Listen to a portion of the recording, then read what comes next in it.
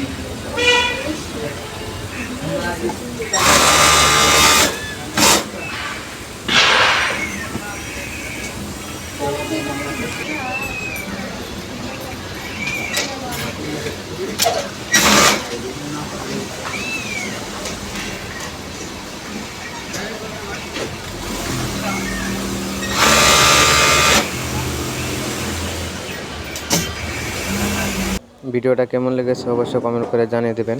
আর যদি ভিডিওটা ভালো লেগে থাকে তাহলে অবশ্যই একটা লাইক করবেন।